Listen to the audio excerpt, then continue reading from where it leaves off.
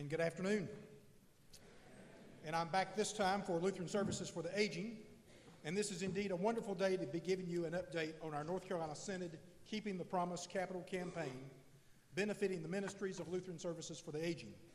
It was a year ago that we kicked off our statewide $5 million campaign on this very stage.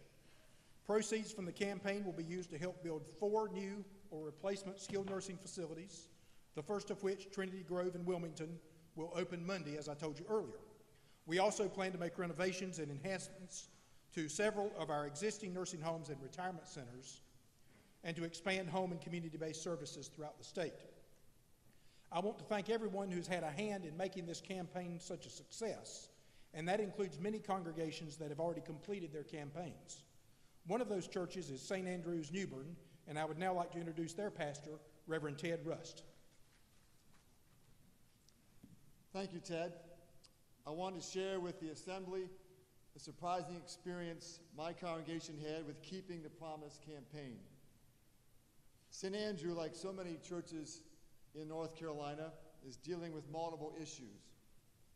The down economy has had a negative effect all around our community, and there have been other concerns weighing heavily on our congregation as well. I reluctantly talked our church council into participating in this campaign, and I decided to be the congregational leader myself. I attended a training session and expressed then that our church would participate, but probably wouldn't contribute very much money. I left the training with the congregational materials and a 6-week plan, and so I began the campaign. I set a modest goal of $5,000 and hoped for the best. Thanks to God's grace and much to my surprise, it turned out that this campaign was exactly what our congregation needed. In a time when everything seems doom and gloom, there is constant negativity, this campaign brought hope and a sense of community to my church of about 200 in worship. It gave my congregation something to rally around and be proud of.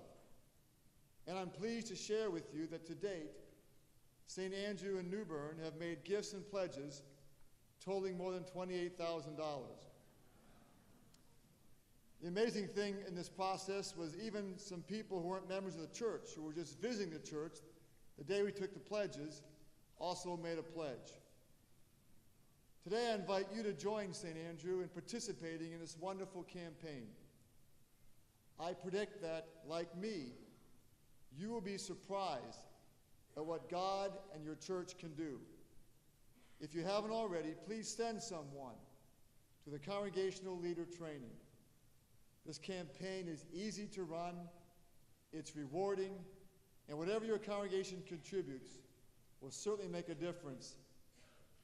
I leave you now with the words of the final verse of the God of Promise hymn written by former Capital Campaign Director Pastor Steve Gerhardt last year for the commencement of the Keeping the Promise campaign.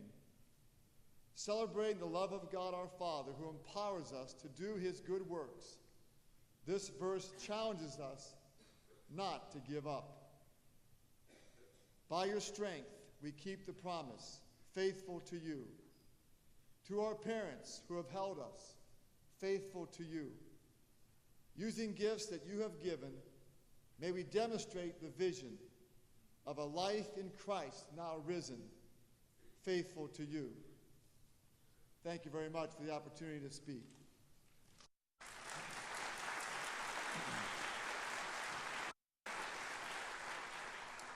And thank you, Other Ted, for sharing what is possible thanks to determination and perseverance.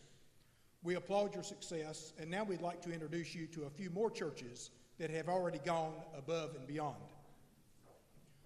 Art Foreman, Augsburg, Winston-Salem, Pastor Larry Holmes, Holy Trinity, Raleigh, Natalie Sinclair from St. Peter, Southport, Dan Hasley from Living Savior, Charlotte, Karen Ellenberger from St. Andrew, Newbern, Ann Ladotti from Curie Beach, Pastor Bill Milholland, Reconciliation, Wilmington, Jackie Clarkson, St. John Hudson, Pastor Dick Groff from Curie Memorial, Curie Beach, and Kay Conrad from Epiphany, Winston-Salem. Last year, I was overjoyed by all the support and well wishes we received following our presentation. It's a little bittersweet to be here today without campaign director Steve Gerhardt, who passed away in May. He was such a presence and still is today. But I am pleased to report that we've raised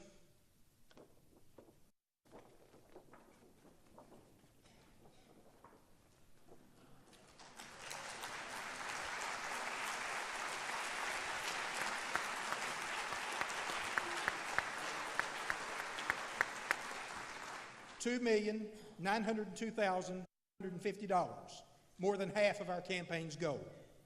Thank you all very much for sharing your success with us. I also want to thank the participants from our Abundant Living Adult Daycare Services program in Salisbury for making the signs today.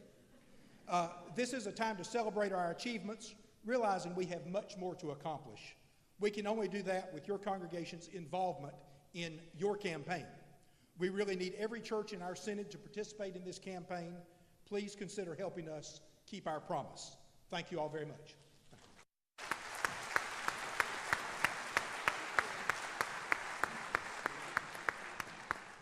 Thank you, Ted, everyone who brought the numbers out.